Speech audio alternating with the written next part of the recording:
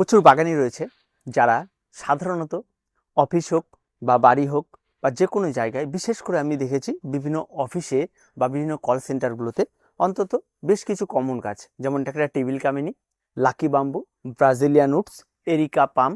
ঠিক আছে, এই যে চারটা গাছের কথা বললাম, এই চারটা গাছ খুব কমনলি সেখানে দেখা যায়।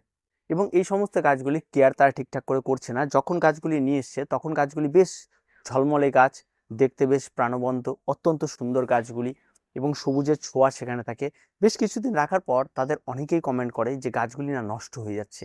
এই সমস্ত গাছগুলিকে আমরা কিভাবে পরিচর্যা করব? দেখুন, গাছের পরিচর্যার বেশ বেসিক কিছু জিনিস রয়েছে, যেগুলির জন্য আপনাকে একজন দক্ষ মালি হয়ে উঠতে হবে এমনটা কিন্তু নয়।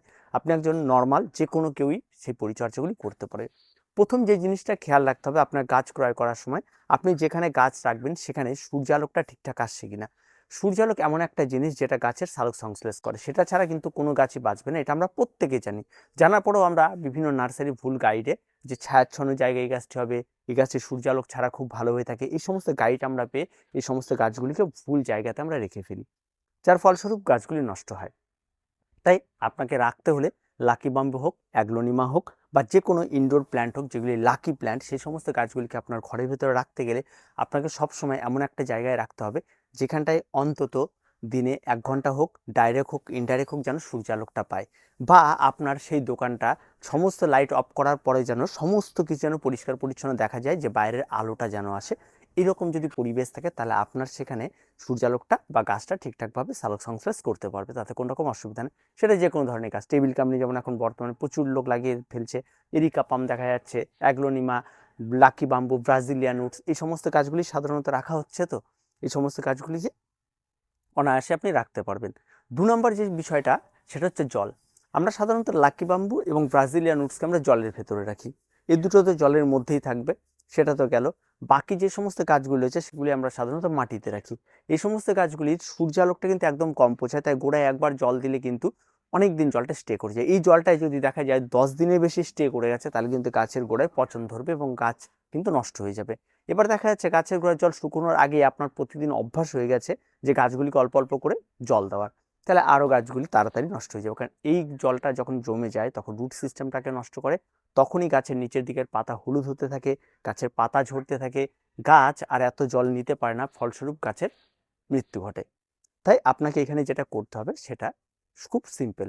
আপনাকে খুব অল্প পরিমাণ জল দিতে হবে, এবং সেই জলটা যখন আবার ড্রাই হয়ে যাবে মাটিটা, তখন আবারও জল দিতে হবে। প্রতিদিন জল দেওয়ার দরকার নেই। আপনাদের 7 দিনে একদিন একটা শিডিউল করে নিলেন যে 7 দিন আজকে জল দেন, 7 দিন পর আবার জল দেবো। যদি শুকিয়ে যায় তবেই দেবো, নাহলে আমি দেবো না। আবার শুকিয়ে যাওয়ার পরে সঙ্গে সঙ্গে আবার দিয়ে দিলেন, এমনটা করবেন। শুকিয়ে যাওয়ার পরে অন্তত একটা দিন ওইভাবেই রেখে দেবেন, তারপরে গাছে জল দিন। অবশ্যই প্রত্যেকটা টবের নিচে একটা করে ট্রে রাখবেন। আবার জল দেওয়ার পর যদি ট্রেতে গিয়ে জলটা জমা হয়, সেই জলটাও কিন্তু অবশ্যই আপনাকে ফেলে আবার শুকনো ট্রেটা রেখে দিতে হবে। আবার যদি জমা হয় সেটা বারবার করে ট্রেতে যেন জল স্টে হয়ে না থাকে, এবং সেই জলের মধ্যে যেন টবটা না থাকে, তাহলে কিন্তু আবার সেখানেও নষ্ট হয়ে যাবে। তাহলে বেসিক্যালি আপনার কোনো লাভ হবে না, আবার গাছ নষ্ট হয়ে যাবে। তো এই দুটো জিনিস খুব ইম্পর্টেন্ট। তারপরে যে বিষয়টা আসবো সেটা হচ্ছে লাকি বাম্বুর জল। লাকি বাম্বুর যে জলটি আপনি দিয়ে রাখছেন সেই জলটা কিন্তু আপনাকে অবশ্যই পরিবর্তন করতে হবে। আপনি অন্তত ভাবছেন 7 দিনে একদিন করে পরিবর্তন করবে, কিন্তু আপনি অন্তত যখনই পান অন্তত মিনিমাম মাসে একবার করে আপনাকে পরিষ্কার করতে হবে। আর যখনই পরিষ্কার করতে হবে, যে পাত্রটার মধ্যে, সেই পাত্রটাকে পর্যন্ত আপনাকে পরিষ্কার পরিচ্ছন্ন করে ধুয়ে ফেলতে হবে।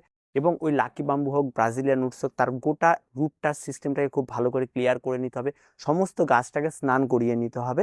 তারপরে আবার নতুন করে জল দিয়ে আপনাকে সেই জায়গায় যেখানে রাখেন সেখানে না রেখে সেটাকে হালকা একটু বাইরে রাখবেন, জলগুলি সম্পূর্ণ ঝরে যাবে, গাছটি শুকিয়ে যাবে। তারপর আপনার আবার নির্দিষ্ট যেই জায়গা আপনি রাখেন সেখানে রেখে দেবেন। এটা অন্তত মাসে একবার আপনাকে করতেই হবে, তা নইলে কিন্তু গাছ বিগড়ে যাবে। এই সমস্ত গাছের উপরে ছোট ছোট ধূলিকণা পড়বে, পরবর্তীতে পত্ররন্ধ্রগুলি বন্ধ হয়ে যাবে, ধীরে ধীরে বাষ্পমোচনের হার কমে যাবে, পরবর্তীতে গাছ কিন্তু নষ্ট হয়ে যাবে, তাদের সালোক সংশ্লেষটাও পুরোপুরিভাবে বন্ধ হয়ে যাবে, ফলে গাছ কিন্তু আস্তে আস্তে আস্তে ড্যামেজ হতে শুরু করবে। আর যদি এইটুকুই করেন তাহলে আর কোনো কিছু প্রয়োজন নেই। 3 নম্বর যে বিষয়টা রয়েছে ফার্টিলাইজার। আমাদের প্রত্যেকেই বলে এই সমস্ত গাছগুলিকে আমরা কী খাবার দিলে গাছগুলি আরও বেশি বাড়বে। দেখুন, আপনি যে পরিবেশে গাছ রেখেছেন সেই পরিবেশে গাছে বারবার করে খাবার প্রয়োগ করার কোনোই মানে নেই। আপনি জাস্ট একটা কাজ করবেন, আপনি রাসায়নিক সার এনপিকে 20-20-20 এটা ক্রয় করবেন। ক্রয় করে 1 লিটার জলে 2 গ্রাম গুলবেন। প্রতি মাসে একবার করে গাছগুলিকে খুব সুন্দর করে স্প্রে করবেন, এবং প্রত্যেকটা গাছে স্প্রে করে করে পাতা টাতাগুলো ধুয়ে ভালো করে পরিষ্কার পরিচ্ছন্ন করে দেবেন। এটা যেমন গাছের খাবারও হবে, গাছের পাতাগুলো পরিষ্কার হবে, এতে গাছ ঝলমলে থাকবে এবং গাছ পরিষ্কার পরিচ্ছন্ন থাকবে, দেখতে অনেকটা বেশি সুন্দর হবে। তবে এই কাজটি কখনোই দোকানের ভেতরে বা অফিসের ভেতরে বা ডেস্কে কখনোই করবেন না। এটা যখন করবেন সেটা থেকে বাইরে বের করে নিয়ে এসে গাছটাতে স্প্রেগুলো করবেন। আবার যখন দেখবেন এই ঝরে যাওয়া জলটা যখন পুরোপুরি শুকিয়ে যাবে, তখন আবার নির্দিষ্ট জায়গায় থাকবেন, নাহলে আপনার সেই জায়গাটাও নষ্ট হবে। এগুলো রাসায়নিক জিনিস তো যথেষ্ট ক্ষতি করে। আপনার হয়তো কোনো জায়গা রয়েছে কাচের মধ্যে লেগে গেল, তাহলে কাচের কালারটা ফেড করে দেবে বা স্পট পড়ে যাবে, টেবিলের কাছে স্পট পড়ে যাবে।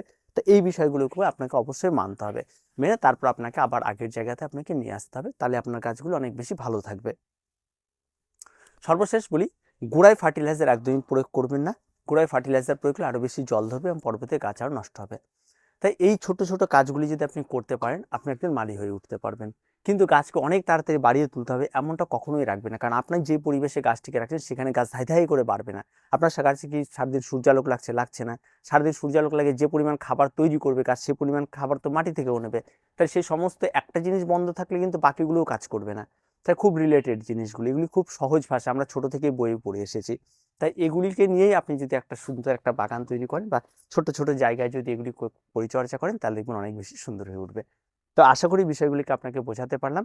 এবার আসি রোগ পোকামাকড়। অনেকেই বলে আমার গাছে রোগ হচ্ছে। দেখুন, যদি জল ঠিকঠাক থাকে তাহলে আপনার গাছে কোনো রকম কোনো রোগ হবে না, গোড়া পচা কোনো সমস্যা হবে না, আর উপরে কোনো রকম কোনো সমস্যা তৈরি হবে না, কারণ আপনার গাছটা বেশিরভাগই বদ্ধ জায়গায় থাকবে, হয়তো কাচের ভিতরে থাকবে, জানলার ভিতরে থাকবে, সেই সমস্ত জায়গায় রোগের আক্রমণটা খুব কম হয়। যখন এক জায়গায় অনেক বেশি গাছ থাকে সেখানে রোগের আক্রমণটা কিন্তু বেশি হয়।